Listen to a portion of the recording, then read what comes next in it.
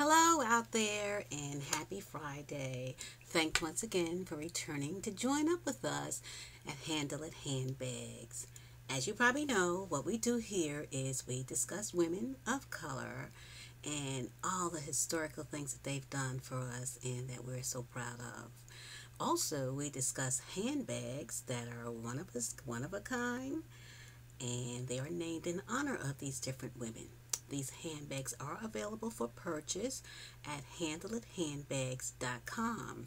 Feel free to join us. Feel free to subscribe so you can stay in touch with us, because if for nothing else, you are getting history out of this. And this is a powerful time for us women, so we certainly want to stay in tune with each other, because these again are the shoulders who we stand on. Don't ever forget our history, because we need it. Well, we're going to start today and we're going from a different African perspective today. So we're going to show this fabulous handbag, which is made out of mudcloth and leather. Look at this bag. This is gorgeous. I like the way the colors blend together. Well, for some of you who don't really understand what mudcloth is, I will just let you know right quickly.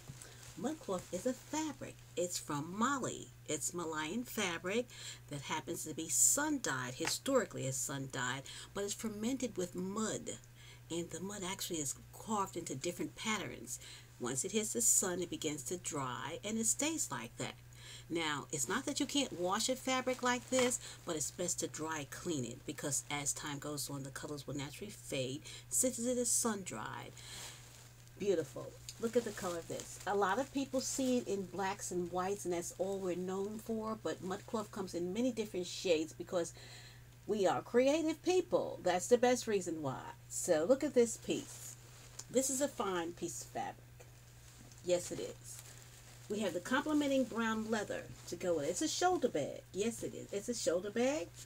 And see how that little piece drops down there to give you that little creativeness there. The bag is zippered at the top, and we have African fabric inside. Yes, it has two pockets as usual. The African fabric inside is not a mudcloth, it's a cotton. Unfortunately, the cotton prints that we see with African designs now actually come from China, but it does not negate the fact that they're using our patterns to do it with. So just to show you that, the bag is wide and deep. Yes, it has a tissue paper in it, which I'm not going to take it all out today because we have limited time today, because we have so much to talk about. I want you to see the feet on the bottom of the bag, so when you sit her down, you're not concerned. She's your bag. She's great, and she can again be found on handleithandbags.com. Today is, since we are in Africa, we're going to do Miriam Makeba, which everyone knows, well, pretty much everyone knows who Miriam Makeba is, but just in case, we do have new generations come every day, and we need to know, because even some of us who think we know her, we really don't. Okay, Miriam Makeba was born on my birthday, or was it? I was born on her birthday. There you go. That's March the 4th, and that's in, well, 1932. I wasn't even a gleam at that time, and unfortunately, she left us in 2008. Just a little brief synopsis on Miriam is that her entry into the world was a difficult one, where her mother had been told that her second child will kill her. Her mother fainted, unfortunately, during the birth of Miriam. And her mother's mother kept saying to her, "Oh, your second child is going to kill you, it's going to kill you." And she kept on saying, "You zinzi, you zinzi." And the mother was like, "Oh, leave me alone, you zinzi, you zinzi." Well, after she gave birth to the baby, people kept saying, "You zinzi, you zinzi." And she was like, "What in the world?"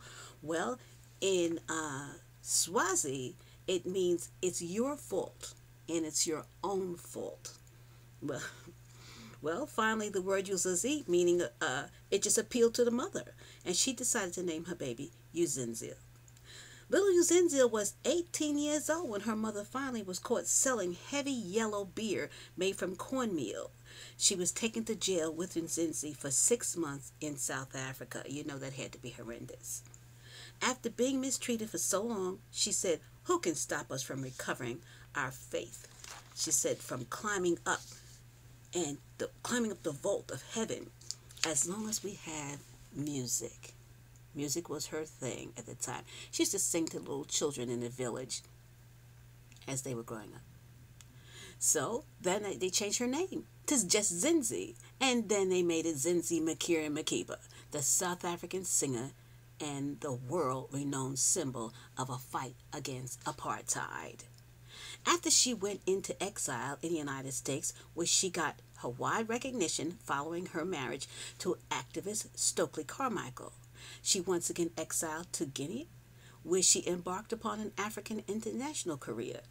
Her talent and her militant engagements made her an icon in the land of human rights. Unfortunately, I have so much more to say about her, and I just don't have the time. The time does not permit me to say all the things, but most of us know a great deal about her. We need to look up Miriam Makeba. She was so important in history, and we're so glad once again that you stopped in to pay time with us. Look it up, share the history.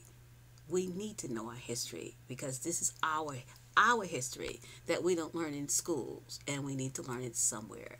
So again, I thank you and suggest you please visit Handle It Handbags. Whether you visit us on the website, whether you visit us on YouTube, or whether you just visit us on Twitter, LinkedIn, or wherever you'd like to come and stop and pay attention and visit with us. We're glad to have you. Thanks again for visiting. Have a wonderful remainder of the day and stay strong.